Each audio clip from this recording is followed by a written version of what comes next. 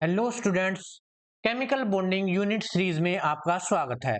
तो आज हम इस वीडियो के अंदर एक इंपॉर्टेंट टॉपिक करेंगे जिसका नाम है हमारे पास वेसेपर थ्योरी। क्या नाम है भाई? जैसा कि आपको पता है, valence shell electron pair repulsion theory. Generally हम एक बार देख लेते हैं कि ये किसके बारे में बताती है। जनरली ये थ्योरी हमारे पास जो कोवेलेंट मॉलिक्यूल्स थे उनकी शेप के बारे में बताती है कि उनकी शेप क्या होगी। ठीक है, तो देख लेते हैं। सबसे पहले मैंने ये बता दिया था कि ये जो थ्योरी है जो कोवेलेंट मॉलिक्यूल्स है उनकी शेप के बारे में बताएगी। ठीक है, उसके बाद ये थ्योरी दी किसने थी? ये थ्योरी हमारे पास एक साइंटिस्ट था जिसका नाम था सिडविक एंड पोवल। 1940 के अंदर ये थ्योरी दी गई थी। और उसके बाद उसके बाद आगे फर्दर उसको डेवलप किया गया था। अनदर दो साइंटिस्ट थे जिसका नाम था हमारे पास नाइलम एंड गिलिस्ट। क्या नाम है भाई? नाइलम एंड गिलिस्ट। ठीक है, तो ये था भाई। अब जो मेन पॉइंट्स है इस थ्योरी के, वेसेपर थ्योरी के, वो देख लेते हैं। वेसेपर मतलब, वेसेपर का मतलब क्या होता है बताओ? Valence shell electron pair repulsion theory. ठीक है, तो जैसा कि नाम है उसी के अकॉर्डिंग ये बताती है। ठीक है, सबसे पहले देखो, the shape of the molecules depend upon the number of electrons pair in the valence shell of the central atom। जो किसी भी मॉलिक्यूल की जो शेप है वो किस पर डिपेंड होगी कि उस मॉलिक्यूल्स के जो एलिमेंट्स है उनके वैलेंस शेल के अंदर कितने इलेक्ट्रॉन्स प्रेजेंट हैं, उस पर डिपेंड होगी। ठीक है, अब देखो B part. Around the central atom electron pair arrange them self itself and give them shape of the molecules. जितने भी हमारे पास एलिमेंट्स होंगे उनके अराउंड उनके वैलेंस शेल इलेक्ट्रॉन्स है खुद को इस तरह से अरेंज करेंगे और उसी को वो शेप देंगे। जैसे फॉर एग्जांपल देखो, जैसे कार्बन है। अब कार्बन के वैलेंस इलेक्ट्रॉन कितने होते हैं हमारे पास? 4 होते हैं, ये तो सबको पता है। अब मैंने 4 इलेक्ट्रॉन ऐसे थोड़ी ना बना सकता हूं, ऐसे 4 इलेक्ट्रॉन ऐसे बना दिए, ऐसे तो देखने में बहुत अच्छा भी नहीं लगेगा। ठीक है, और इनके उनके बीच के अंदर जो रिपल्सन है वो भी बहुत ज्यादा हो जाएगा, क्योंकि इलेक्ट्रॉन पर नेगेटिव चार्ज होता है ना। मान लिया ये इलेक्ट्रॉन है, ये दूसरा इलेक्ट्रॉन है, इनके बीच में नेगेटिव नेगेटिव चार्ज के अंदर रिपल्सन हो जाएगा। ऐसे तो मॉलिक्यूल्स हमारा स्टेबल ही नहीं होगा। तो क्या करेंगे? तो उसके लिए अपने आप को ये इस तरह से अरेंज करते हैं कि इन इलेक्ट्रॉन्स के बीच में, इन वैलेंस इलेक्ट्रॉन्स के बीच में क्या हो भाई, जो रिपल्सन हो वो बहुत ही कम हो। फॉर एग्जांपल जैसे कार्बन है, तो कार्बन के इलेक्ट्रॉन हम इस तरह से अरेंज करेंगे, इतनी दूर दूर अरेंज करेंगे जितना पॉसिबल हो पाएगा, है ना। देखो, कार्बन के चारों ओर इलेक्ट्रॉन को इस तरह से अरेंज कर दिया कि उनके अंदर जो रिपल्सन है वो कितना रहे, मिनिमम रहे। देखो, इससे पास करेंगे तो हमारा जो मोलिक्यूल्स है वो अनस्टेबल हो जाएगा। ठीक है, तो नेक्स्ट लाइन यही लिखी हुई है कि जो इलेक्ट्रॉन पेयर है अपने आप को इस तरह से अरेंज करेंगे कि उनके बीच में जो रिपल्सन हो वो मिनिमम हो। ठीक है, उसके बाद जो bond angle between the electron pair depend on the loan pair and bond pair. जो बॉन्ड एंगल होगा किस किस के बीच में, बॉन्ड के बीच में जो एंगल होगा, बॉन्ड एंगल जिसको बॉन्ड एंगल बोला जाता है, वो किस पर डिपेंड करेगा? वो लोन पेयर और बॉन्ड पेयर पर डिपेंड करेगा। फॉर एग्जांपल जैसे मान लिया H2O का एग्जांपल लेते हैं। ये मेरे पास ऑक्सीजन है और साइड में मेरे पास हाइड्रोजन है, और हमें पता है ऑक्सीजन के ऊपर 2 लोन पेयर होते हैं। ये रहा, ठीक है, 2 लोन पेयर है। अब देखो अगली लाइन पढ़ो एक बार। Repulsion in lone pair and bond pair sequence is, ये रहा, सबसे ज्यादा रिपल्सन होगा लोन पेयर के बीच में, उससे थोड़ा सा कम रिपल्सन होगा लोन पेयर और बॉन्ड पेयर के बीच में, और सबसे कम रिपल्सन होगा किसके में? बॉन्ड पेयर और बॉन्ड पेयर के रिपल्सन में। अब यहाँ पे देखो, हम इसका स्ट्रक्चर ऐसे भी तो बना सकते थे। देखो, मान लिया मेरे पास ये ऑक्सीजन है, ये मेरे पास हाइड्रोजन है, ये अनदर हाइड्रोजन है। ठीक है, और ये मेरे पास एक लोन पेयर है, दूसरा लोन पेयर है। ऐसे हम इसका स्ट्रक्चर ऐसे भी तो बना सकते थे। तो ऐसे ये इसलिए ऐसा स्ट्रक्चर ये इसलिए हुआ है क्योंकि देखो, ये लोन पेयर हमारे पास, देखो ये लोन पेयर हमारे पास, ये और ये बॉन्ड पेयर है, इनके बीच में रिपल्सन होगा। तो रिपल्सन की वजह से जो ये बॉन्ड है ना, ये बॉन्ड नीचे की ओर खिसक जाएगा इस तरफ थोड़ा सा।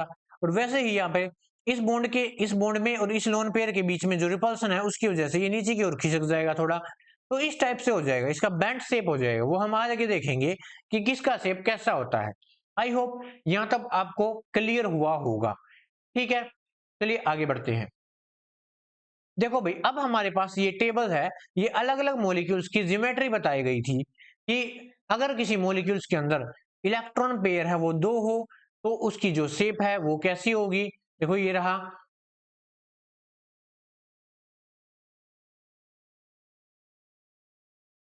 देखो ये रहा।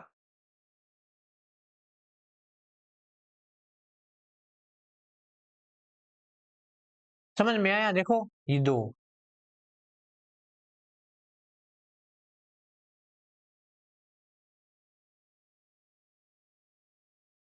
अब लोन पेयर इसमें जीरो है, तो यहाँ पर हमारे पास जो इसकी स्ट्रक्चर होगी वो कैसी होगी, वो लीनियर स्ट्रक्चर होगी। कैसी स्ट्रक्चर होगी भाई, लीनियर स्ट्रक्चर होगी।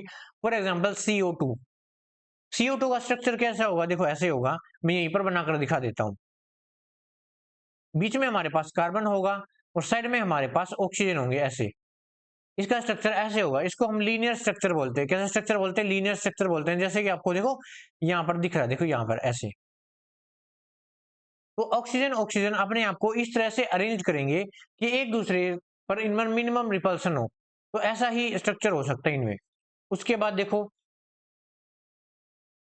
अगर हमारे पास इलेक्ट्रॉन पेयर 3 हो जाए तो उसमें स्ट्रक्चर हमारे पास ट्रायगोनल प्लेनर होगा।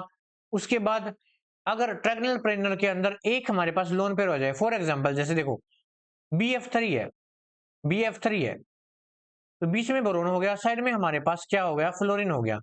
तो ये जो इसका जो स्ट्रक्चर हुआ ना, ये कैसा हुआ स्ट्रक्चर, ट्रायगोनल प्लेनर हो गया है ना, एक ट्रायंगल की तरह है ना, ऐसे।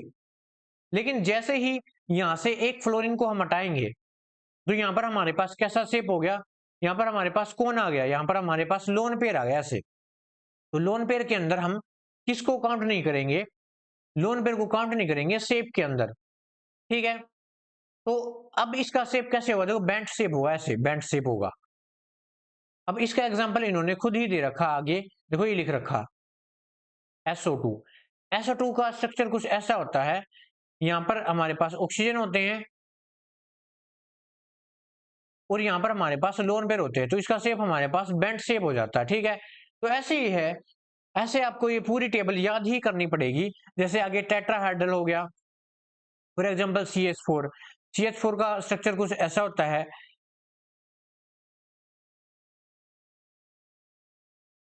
ऐसे, ठीक है। ये हमारे पास टेट्राहेड्रल शेप होगी। तो सारी की सारी जो शेप है वो यहाँ पर लिखी हुई है, देखो ये रहा। और ये इनके एग्जाम्पल है, और इनके बीच में बॉन्ड एंगल कितना होगा ये यहाँ पर शो कर रखा है, और इनकी शेप का नेम क्या होगा ये यहाँ पर लिख रखा है, ठीक है। बॉन्ड पेयर लोन पेयर कितने होंगे ये यहाँ पर लिख रखा है। तो इस टेबल के अकॉर्डिंग हमें याद करना है। तो आई होप आपको ये टेबल अच्छे से समझ में आ गई होगी। इसका आप स्क्रीनशॉट ले लीजिए। हम कुछ एग्जाम्पल डील करेंगे, उस एग्जाम्पल से अच्छे से समझ में आएगा आपको, ठीक है। चलो कुछ हम एग्जाम्पल ट्राई करते हैं। देखो भाई मैं एग्जाम्पल ले लेता हूं, इसका एग्जाम्पल ले लेता हूं पहला BeF2, ठीक है। सबसे पहले बेरिलियम कितने नंबर पे आता है बताओ, 4 नंबर पे। इसकी इलेक्ट्रॉनिक कॉन्फ़िगरेशन क्या होगी, 1s2 2s2 2p में 2, है ना।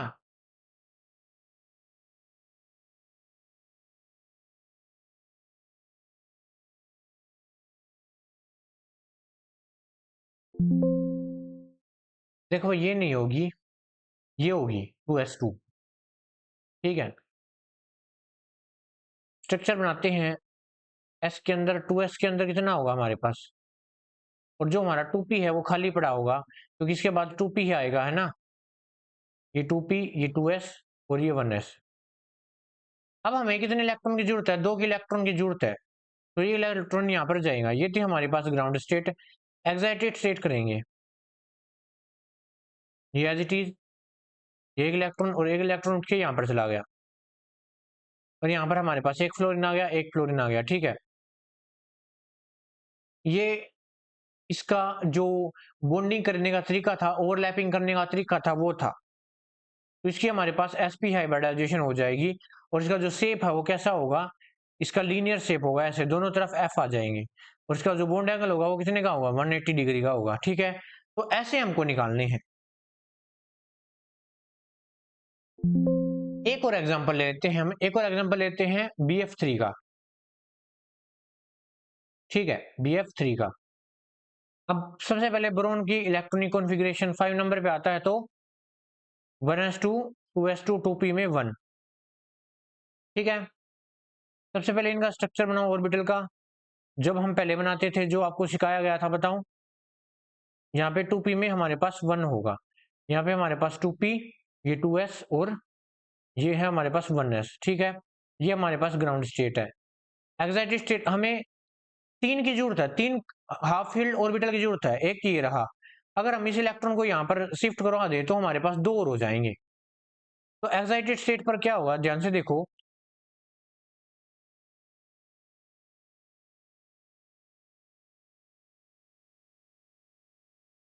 इसके अंदर हमारे पास 1 इलेक्ट्रॉन आ गया और इसके अंदर हमारे पास